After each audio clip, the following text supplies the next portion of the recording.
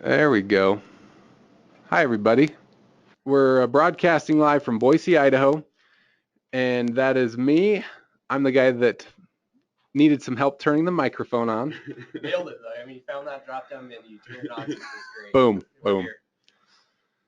But happy to have Cody Cahill with us today. Happy to be here. Nicholas Chimonas, Thank you, Mike. Thanks for the introduction. Nash Ricci, Good to be on the air. and Ben Dahlman. Yeah, I'm excited to be here. And we're excited that you can hear us as well. The conversation extends out to Twitter, so please join in, share comments, quotes, screen captures, whatever is you want to get involved. We've got our team ready to respond live during the program and following. So please use the hashtags you see on the screen and shout that out to our handle at Page One Power. And like I said before, get your questions submitted here live so that we can answer those during the program. And what we're talking about today is why teamwork matters in link building. It's the foundation of our structure, and it's what we do. We work in teams, we collaborate every day, and we're going to tell you a little bit about that through some questions that were previously submitted. And so we'll get along to the first one here, and I'll let Cody take this one away. All right, well, it's really exciting to be here. We're talking today about something that all four of us are really passionate about, and that is, link building, obviously, not just link building, but the way that we do link building here at Page One Power, which is in a team collaborative environment. And this is an important concept for anyone that's interested in doing link building, whether you have an in-house team or you're working with an agency. Communication and teamwork and collaboration between all the stakeholders is really crucial. Link building is something that it's a creative endeavor. It's more of an art than it is a science. It's not just something that you can just do. Punch a button and get a certain number of links. It's something that really takes a collaborative practice and an environment to really thrive. And so that's what we're going to be speaking to today. So let's just get into the questions. I mean, when a new client comes on or when you have a new project, how do you delegate responsibilities, to your team? How do you decide what we're going to do? And why don't we turn this over to Nash, and he has a lot of experience in this realm. And what do you think, Nash? Well, yeah, so sort of the initial kickoff is one of my favorite parts of starting a new campaign, mostly because, you do get to strategize and figure out exactly what the different elements of a link building campaign are that you're going to need to really, get doled out to the team, make sure that they're all moving in the same direction, I guess. So essentially the way we have our team set up here at Page One Power is that we've got sort of smaller pockets within each team that have maybe a little bit more specialization in one area rather than another. So for instance, we've always got on each team a couple individuals that we as project managers can feel really confident in turning over things like keyword research or maybe some on-site assessment to. That's often the first step that we take, because most of the clients that come on with us, generally don't have everything figured out quite yet and don't know exactly what direction they need to be moving in. So that's a great first step, and having those sort of specialized, maybe more research and planning roles is crucial, and something that we strive to develop within every employee that we have here. And it kicks us off right. You're alluding to a point that is very important to me, a perspective I have, which is that link building is the final step of SEO.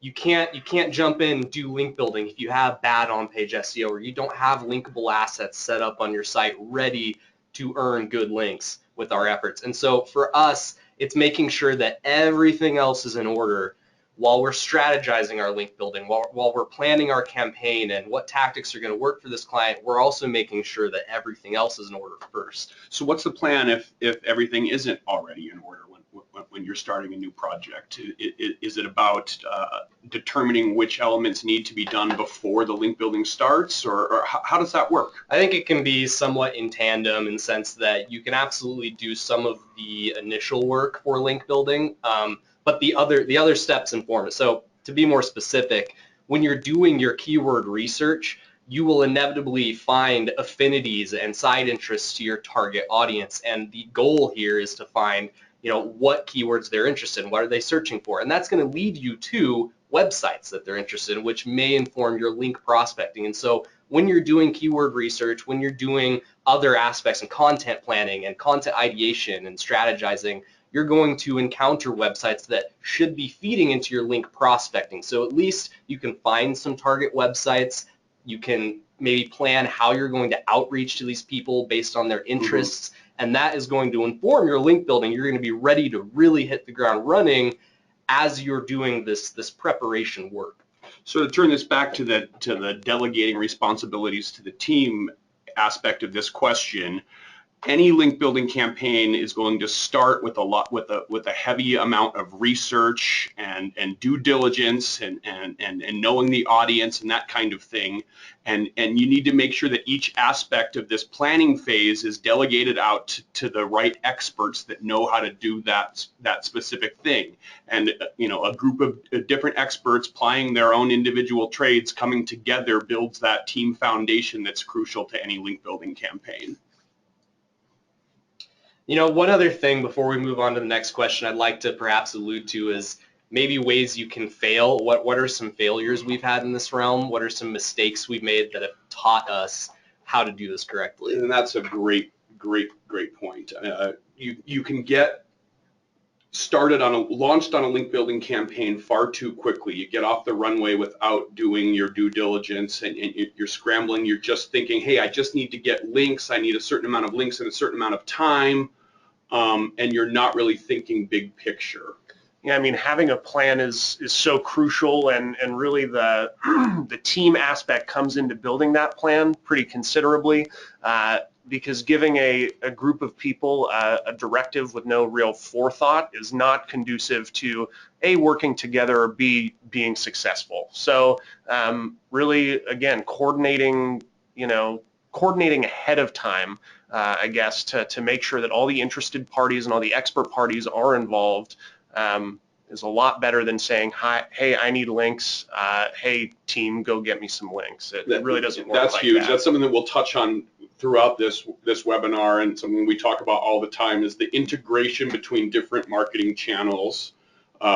You don't just run out and try to get links. Link building doesn't just exist in the back room with some SEO wizard. It's part of your marketing strategy, and you need your content people, your publicity, your PR people to all be involved in this in order for it to be ultimately successful. All right, well, I feel pretty good about our responses on that question. Let's move on to question number 2. Sounds good. All right, so when your workload increases, how does your team structure grow to accommodate the new demand?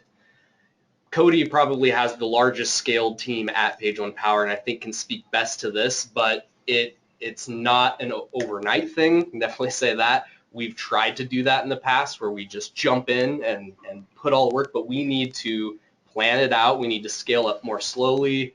I'll let Cody speak to some of those intricacies. Yeah, scaling link building is something that comes up a lot. It's a question that we receive a lot when we go to trade shows, when we do these webinars, is how do you scale link building? And honestly, the only way that we found to successfully scale link building is to scale real human effort.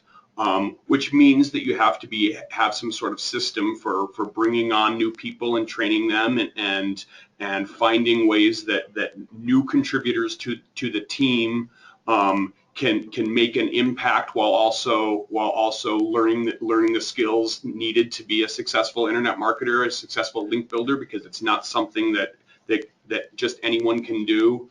And so you need to have a plan for that growth, and you need to grow small. And what we tell a lot of our clients, potential clients, come on and they're thinking big, and they want a lot of they want a lot of links. They know how important links are, and they come to us and they're thinking massive, and we tell them, hey, let's take a step back, let's start small, let's build a small team of a couple individuals that are going to know your brand, that are going to do the research, and then if you want to grow, if you want to get big, we're going to do it gradually over the course of the year, and implement new people and train them up on your brand, on your products, and so you have experts working on your account, not just people running around grabbing links. And that's really important to us here at Page One Power, that we grow smart, and that we scale your campaign, in the most effective fashion, and not just we miss a lot of opportunities when we just rush out and try to grab as many links as we can quickly, and not be gradual and smart about it. Isn't that what we found? Absolutely, and there's a logistical aspect to this as well, that we sell Page One Power link building by the hour. And so those hours have to be worked by real people. It's not like we can just feed more data into the machines and spin out more work. We literally need more people if client demand grows beyond our staffing we have currently. And it takes a lot of time to train a good link builder. Right. So that requires, if this is a very important account that's scaling up and needs dedicated experts, like you said, we need a month or two to start training them into your USP and your message and your brand before we bring them in to work on your project. We can't just, it's not just this magic switch we can flip. And so that's very important. And this reminds me of maybe 2 years ago or so. We were a lot smaller, and a really big client came to us that wanted to get ready for the holidays, and it was already October, like September, like maybe even November almost. We want to rank by next month. Yeah. And they had a big budget they needed to spend before the end of the year. It was something like $40,000 that they needed to spend before the end of the year, and we ultimately ended up consulting them out of a relationship with us. They never became a client because A, their goals were unrealistic. They weren't going to be ranking for their e-commerce terms in a month for Christmas time. And B, we can't just bring 10 new people in to work your account out of nowhere that are not there for only 1 month. And then what? Then what will we do with them? So the big takeaway here is that if you're thinking about a link building campaign, whether you're looking at an agency, whether you're looking at building an in-house team, is you want to think long term, and not be looking for quick wins. Yeah, I think a good way to put it would maybe be to not bite off more than you can chew right away. Going slow and finding things out that you didn't realize ahead of time is an inevitability in a link building campaign. And so being able to maybe segment out some strategies that you're confident you have the people capable of doing those initially, and then growing into the other strategies, the more creative, the more demanding ones as the campaign moves forward, is really probably the best way to go about it, rather than just saying, hey, let's get 50 people working on this right away. It's better to say, hey, let's have our 2 or 3 smartest people get working on this right away, and then bring some new ones in as they've mastered, again, the intricacies of your brand, the intricacies of communicating with people in your niche, and making sure there's a solid base and a solid foundation to grow on that you've figured out. Go ahead, introduce question 3. Sure. So we're going to move on, I think, to question 3 here. And this is kind of an interesting one, because I think it does differ from certainly company to company, and even occasionally from team to team over here at Page One Power. But what tools do we use to bring our team's efforts together? This one might be a decent one for Nick, because he is generally the forager who goes out and tests and figures out which tools are going to be useful for us. Yeah, it's probably a good time to explain a little bit more of what my role is at Page One Power. I do have experience building teams in the past. I was a research leader, so a leader of a research division at one point in a team, and I trained internet researchers and brought them in to build resource links, that kind of stuff.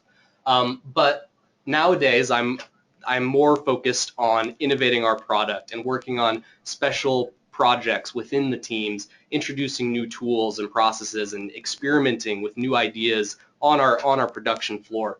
So I think this question is interesting as well, because this applies to Page One Power in the sense that we have multiple teams with their own sets of projects and their own managers that specialize in different areas. But this question also applies to the external teams you're working with in a campaign. So our team in-house, Page One Power, in a link building campaign needs to collaborate with the PR team of our client, with the creative team or social team, and all of their marketing efforts. We need to be informed and we need to be in line with them. So we've used many tools to do this. Google Docs is a great one because probably our go-to. I mean, we've used that since the beginning. We've gone through some of these other tools. Slack is everyone's favorite tool now, and we use that a lot. Yeah, we've become quite fond of it. Yes. Yeah. But we also like to adapt and assimilate to what tools our client is using already for internal team communication. So if they're using Basecamp, Right. we want Basecamp too. We want to be in there with you, talking to you, and organizing together. And sometimes that's better than just email. And I think, Cody, you've experienced that firsthand, right? You would agree with that statement? Absolutely.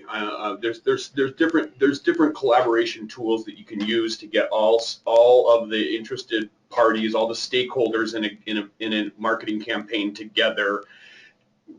It isn't so much important which tool that you use, that you're using a tool to do that, because it's very important that your link building partner isn't in a silo.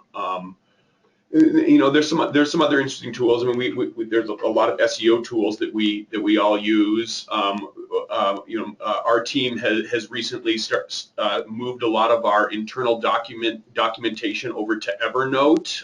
It's a very useful tool for collaboration. Something that I recommend. Another big one is BuzzStream, and just allowing us to really coordinate our outreach efforts and make sure that we can always see what's happening internally, and make sure that wires don't get crossed. And it's often a good idea to even throw into BuzzStream outreach efforts that our clients are doing on their side, to make sure, again, that, like Cody was saying, at every turn there are no blind spots. And that's really the most crucial thing about whatever collaboration tool that you use, is that nobody should be left in the dark. And the more everybody knows what everybody else is doing, the greater success you're going to see. That's a great point, Nash. And I think we take certain tools that we use for granted. BuzzStream, you mentioned. If you're not familiar, if you're listening and you're not familiar with BuzzStream, it's basically a tool to manage your outreach communications. And like I said, we take that for granted, but that's so crucial to a link building campaign, to be able to have everyone that's working on that have a really clear idea of who they're outreaching, when they outreach them. The names, the dates, all that information needs to be stored. It needs to be accessible. It needs to be something that people know, so wires aren't being crossed. Also really crucial if there's multiple parties working on a marketing campaign, so you don't have your PR teams and your link building team, if those things are separate for you, crossing wires, so to speak. So again, various tools that can be used to organize and to keep the lines of communication open. We have a few that are our favorites, but the crucial takeaway is that you have to be organized, and you have to be in solid communication with all interested parties. One thing I'd like to maybe shift the conversation towards is the team hacks, the tacked on bit of this question, which to me I think somewhat applies to what I do at Page One Power in the research and development department.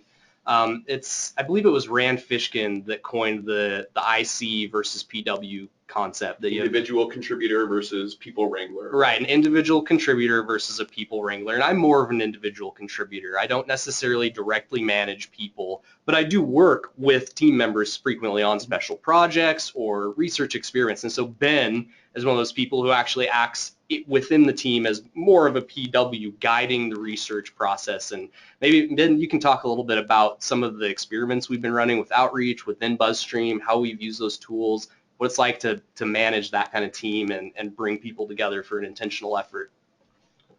Yeah, thanks for that. So one of the things that we're trying to do is just get better, I guess, at our email outreach and figure out a way to maybe either get more responses or just try and get our conversion rates up, which is something that obviously everyone in this industry knows it's difficult and it's kind of a pain point. One of the things we're doing is just getting people together and figuring out what are some things we want to study. Do we want to know if, what part of our emails are getting people to respond to us, or maybe they're doing the exact opposite. Maybe they're, telling people like, hey, we shouldn't actually talk to this guy. So when you get people who are very passionate together and very intelligent, it can become like one of the challenges is that everyone has these great ideas, and it can be very difficult to maybe pin down one at a time. And if you do, if you just kind of decide on X while someone else wants Y, maybe people they don't want to.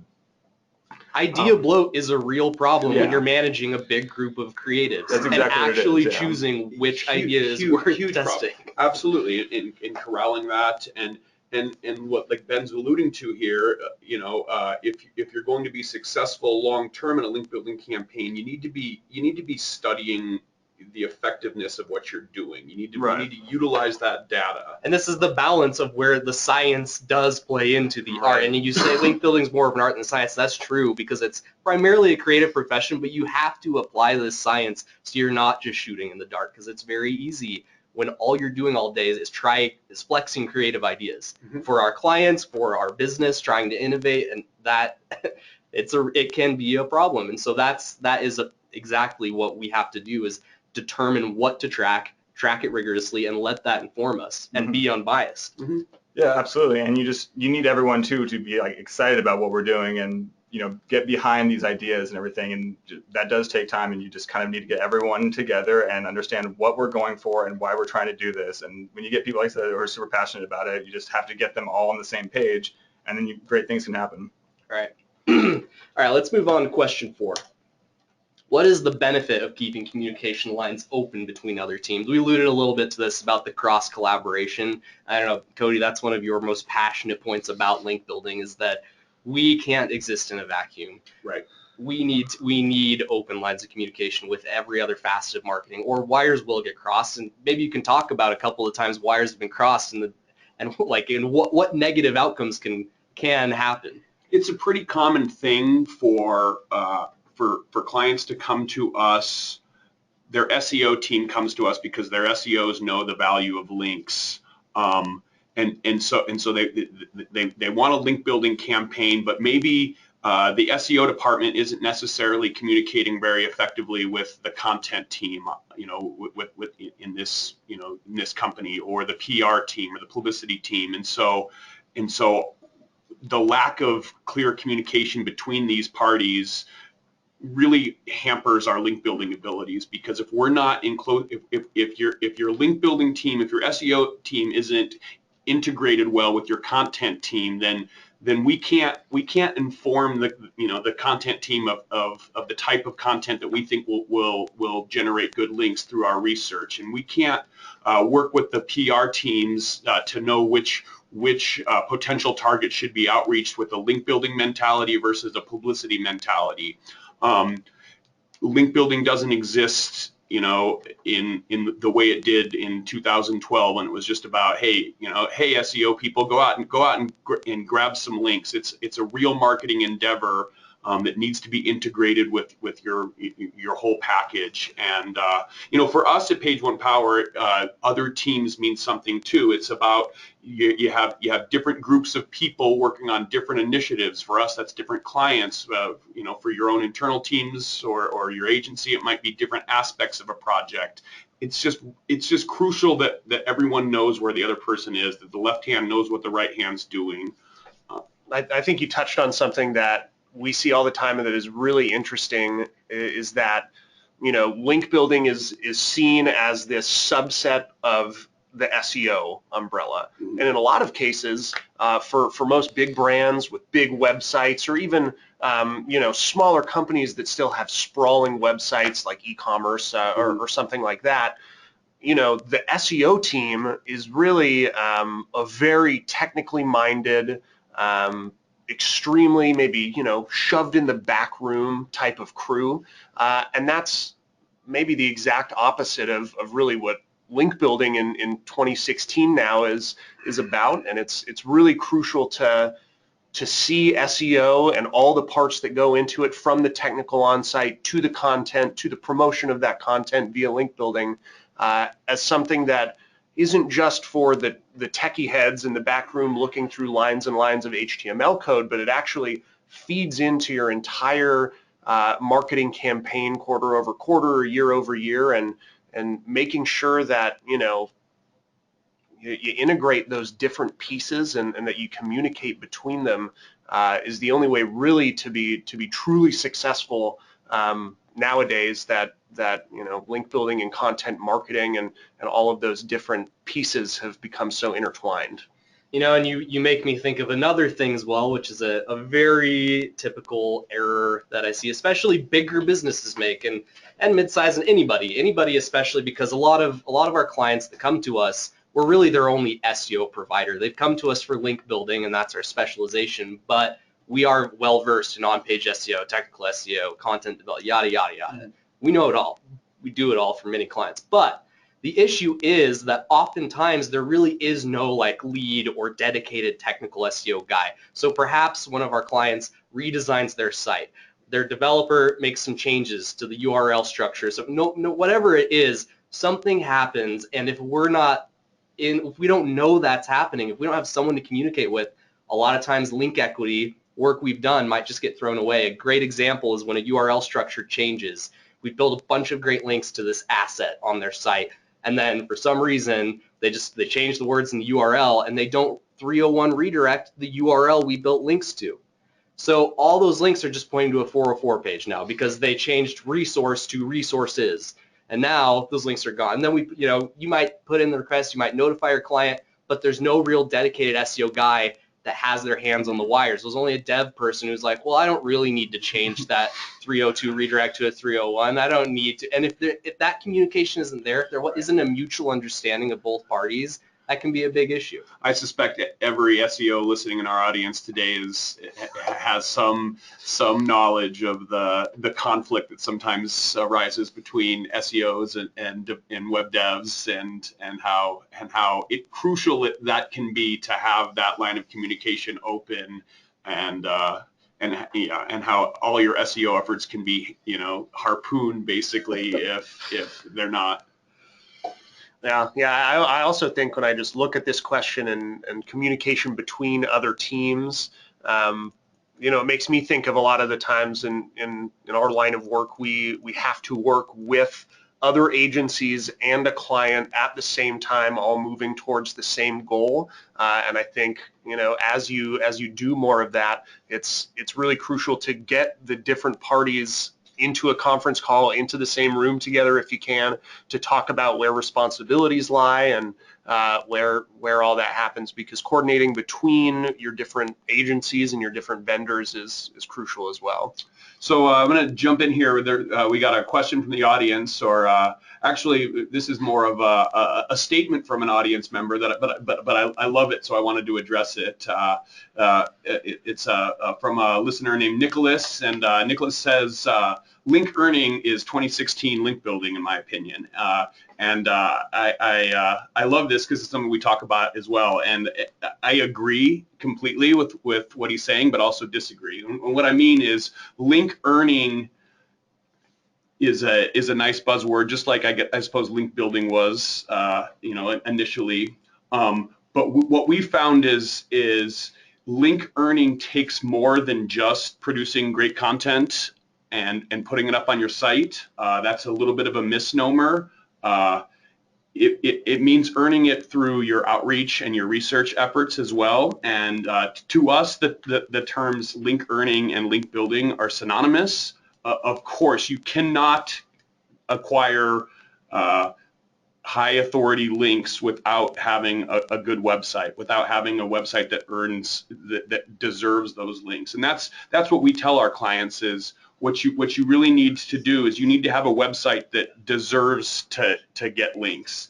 And through our expertise and our outreach, we will get you the links that you deserve. And so that's what you need to be thinking about. The first question is, does my website deserve good links? And if the answer is affirmative there, then you're ready to think about a link building campaign. Then you're thinking about, hey, how do I go out and actively earn the links I deserve? And some people consider our process link earning, the process of researching the interests of your audience, of creating content, and then outreaching to that audience that runs websites and saying, hey, we made this. Right. Are you interested? To us, that's link earning. To some people, that's link earning. To some people, link earning means just making content, maybe sharing on social media, but you don't email a soul, don't outreach, don't promote it beyond that. Build. The links will just come. Or you somehow, this link earning flywheel builds up to the point where you can just publish stuff and the links roll in, like your Moz. And Moz can do that because they have such a build brand. Of the web. 1% of the web. Right. It's funny, we have this conversation sometimes internally about, well, it's 2015, 2016 now. Should we brand ourselves as more of a link earning company rather than a link building company? And you know, at the end of the day, like they're saying, it's one and the same. It's, you know, really about the active promotion of the good things that you're doing. So we are going to go straight into some, or actually, sorry, we have an interesting response from Nicholas. Let's see here.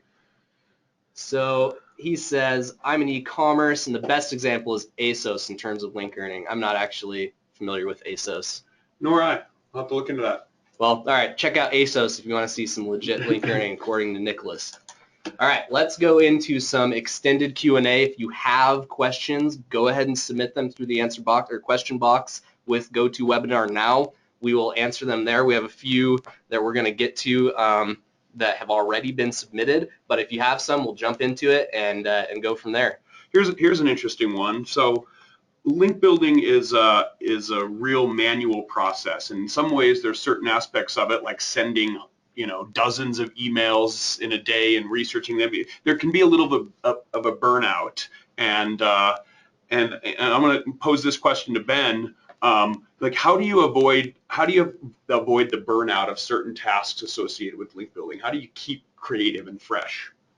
I guess just going on sending an email outreach, one of the biggest ways is just to not always send the same thing. You can kind of fall into that routine of always wanting to send the same template or the same kind of email because you know that it works, and that will just you do get burned out. I mean, it makes your day seem like it goes on forever.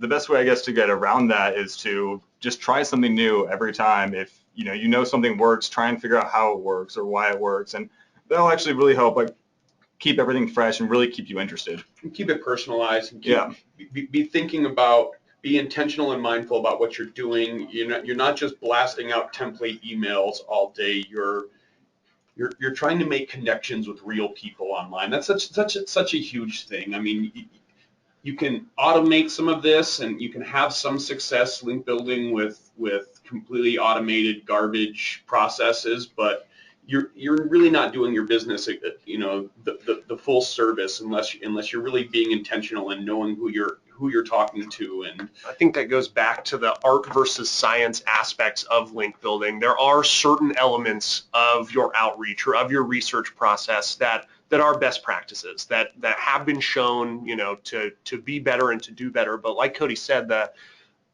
biggest thing really is taking each individual time you reach out to someone to show them basically how valuable the content that you're promoting is to them specifically, and making sure that you're talking to them like an actual person might. And it is really easy, like Ben said, to fall into that trap of just trying to get through your list and trying to pump them out. But the way to be the most successful and the way to earn really high conversion rates is to speak to people as if they're people and not prospects all the time. Great answer. So here's a question from the audience. It's a good one. It's from Matt, and he says, if you're building a blog from 0 visits, you're starting a blog fresh, what would be your first steps? Nick, why don't you jump into that? Well, for me, I am definitely one to get all the technical stuff all in order, get a good host I'm happy with, make sure the page speeds are up to par, that the content is great, the layout's great, all of that. I want all of the blog to be perfect, ready for me to just write content and talk to people. So I think you're going to do though. Are you just going to start writing content? No. I mean, yes, I'm going to write content, but at the point I get to starting to write content is when I begin relationship building. That's when I'm going to be out there finding other people that are going to be interested in whatever I'm writing about. That's depend. I mean, this is a personal blog. This is a company blog. Determine what my audience is, I think who that's my the audience big one is first, right? Who am I speaking to? And I'm gonna assume here that Matt's question is somewhat, he's not necessarily starting a blog, his own personal blog from scratch. Maybe it's related to a business, because this is who comes to us, right? I mean, it's you have a e-commerce site or a lead gen site, and you realize that fresh content is important, and so you're starting a blog, from scratch, basically. You're starting like, what are you going to do? I'm going to think about the audience. I'm going to have a long-term plan. Because it's not SEO first. You're not going to start driving visits with SEO first. You're going to start driving visits with engagement in your community. Unique first. content that has unique value to your audience. Right, and this is going to be, you're going to be starting with another buzzword for link building called relationship building, right? Which is another way of link, and it's a way we do link building, which is going out and building relationships, not asking for anything, but finding other blogs you like that are relevant to you, leaving comments on those blogs, sharing their content, opening dialogue with those publishers before you ever ask for a favor. And I think, to kind of circle back, that first step really is identifying exactly who your audience is, and exactly what, maybe their pain points are that you need to address in order to actually produce that really unique content. If you try to produce unique content without knowing the answer to either of those two questions, who is your audience exactly, or what are they worried about or interested in? Part of that is keyword research. What are they? But it's not just keyword research. It's not just looking at a list of keywords in their global monthly searches. It's knowing that audience. So I guess the best answer to that question is know your audience and start producing awesome content for them. If you're starting a blog, right? Now, easier said than done. Yeah, and you might, if you are going to drive any visits from SEO in the beginning, it's only the long tail. So really do your due diligence on long tail keyword targeting, so that you're targeting stuff you will show up for in search. If there's unique questions that haven't been answered yet, if you type in a question that's a long tail query, and it's like, oh, there's nothing really great here yet, you probably will rank for that, or even with little authority. Niche forums. There's different places where you can find out what kind of questions your audience has. Right. All right, so here's another question from Bryant. He asks, is link building the only way to boost SEO? What other methods are there to boost SEO? Ooh, good question. Yeah. And link building is not the only way to boost SEO by any means. There's a number of different ways. No, yes, it's the only way. Hire us. Yes. What link building, links are core to Google's algorithm and have been since the inception of the PageRank algorithm in the 90s. There's been lots of algorithmic tweaks to improve that, to remove manipulative link building from there. A lot of steps have been taken. Links remain a core aspect. You can do a lot for SEO that isn't link building, and certainly a lot to drive traffic to your website. It's really, really, really hard though to rank in Google without links to your domain. And here's the other thing, piggybacking on that, is that actually Moz put a great study. I encourage you to look it up. It's difficult to rank without links these days, kind of thing. But what I think is really important to recognize as well is that the smaller sites that don't already have a lot of link equity can only go so far with on-page SEO tweaks. You can mess with your title tags, header tags, your internal linking architecture, your subfolder architecture, what have you. But it's only going to take you so far. You're going to reach a ceiling where links will be pretty much the last thing that's going to move you up further. Yeah. And so and then on the flip side, if you are a massive site, like some of the enterprise brands that we work with that have very, very large sites, thousands upon thousands of links already, there is a ton you can do with on-page tweaking, especially internal link architecture. That's one of the #1 misses by bigger websites, is really good internal link architecture. So Yes, there's many ways, but especially if you don't already have links, it's going to be one of the things you need. As like I said, it's the last step. Yeah, they're almost like the fuel, essentially for the car that is your website, if you want to use a stupid analogy. Yeah, you can toss some headers, like your header manifolds on there. He's going to increase your torque, but no, you're gas, right. you're going nowhere. At the end of the day, yeah, I mean, you can have the most beautiful thing in the world, but without those votes of confidence from around the web, you're probably not going to get past a certain point, depending on who the competition is in your niche. Yeah, I got a brand new electric choke carburetor on there, and there's no. Sorry. Let's move on to another question from the audience. Here's one. So how often is the quote unquote skyscraper method, which is Brian Dean at Backlinko has come up with that, in terms of content development used by our writing teams? I'll start this one off by saying it is useful. It's a very useful technique in the right circumstances and for the right audience and for the right sites. And maybe Nick, you can speak a little bit more about how that applies. There's a fine line between the skyscraper method and plagiarism. And so if you're not familiar with what the skyscraper method is, it's when you go out and you find a piece of content that's perhaps has done well in the past. Maybe you've seen it's gotten links or shares or what have you, but you're going to make something better, the skyscraper above that, right? And it can be well done when perhaps the content you're looking at redeveloping is maybe just a bunch of raw data. It's incredible information, but it's never been formatted well. Perhaps the graphic design is bad, or it's a big long chunk of text, and it's on a .gov site. What a great opportunity to make something awesome with that data and make it unique and completely yours. Now, the pitfall is vast, and the opportunity is narrow, in my opinion, with the skyscraper method. That's a good point, is that it's a fantastic method, I think, a lot of the times when you've got a huge budget and a huge staff in order to make that kind of thing work. But it's also kind of a titanic undertaking a lot of the time to really develop something that incredible that's really going to beat what is probably some fairly established and entrenched competition above you for those specific. And you don't want to put all of your eggs in one content basket, so to speak. I think it's a good play for bigger brands and bigger websites to take risks and to try to produce, to invest heavily in big pieces of content. But you don't want to just do that necessarily. I think one of the things with the quote unquote skyscraper method that is applicable to all of our content work at Page One Power is that we're going to research. We're not just going to come up with an idea and be like, hey, I got this great idea, let's write about it. We're going to research what other content exists out there and how is that performed, and that's going to inform how we do that. In a sense, we're always using this right, and so we're always looking at other existing pieces of content that have done well on the web and trying to improve upon them. And that's basically what anyone's content marketing strategy ought to be. What already exists? How can I make it better? That's a great point.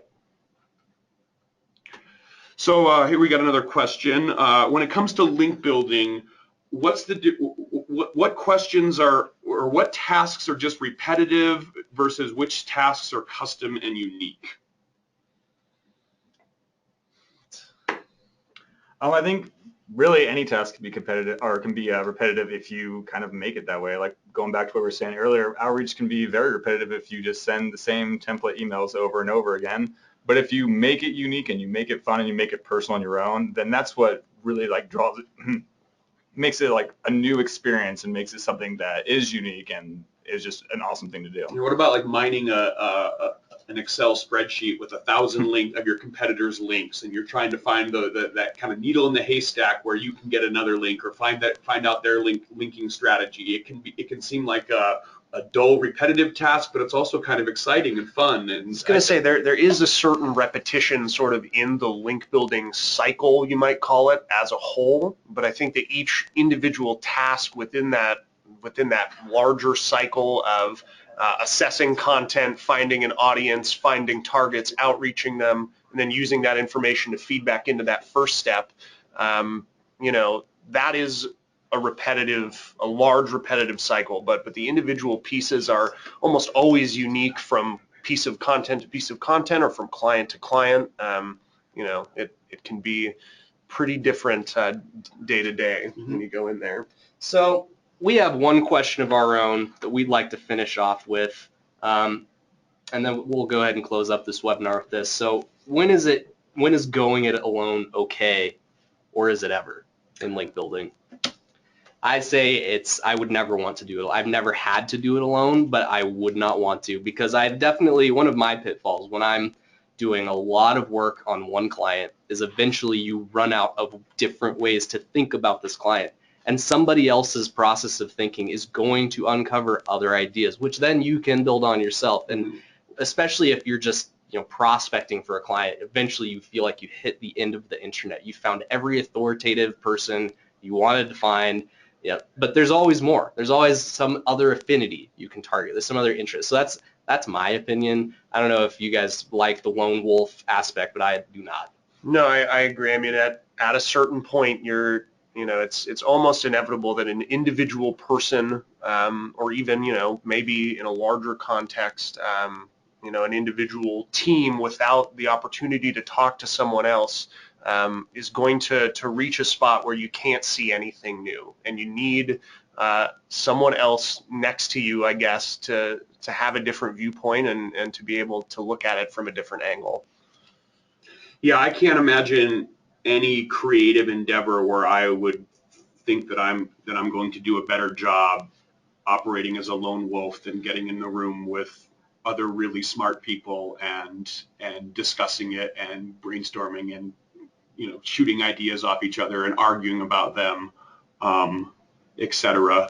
I think that, yeah, I think collaboration is key. What that means, and you know, to each listener out there is going to be different in your marketing campaigns. But you know, get a team of really smart people, creative people together, and let them do their thing. That's my advice. Well, thank you everybody for tuning in to Linkarati Live. We hope you found some value out of this. If you do have any further questions, use the hashtag on Twitter, tweet at our account, submit them in the form now, and we'll email you. Thank you again. We appreciate it, and everyone have a wonderful Wednesday. See you next time.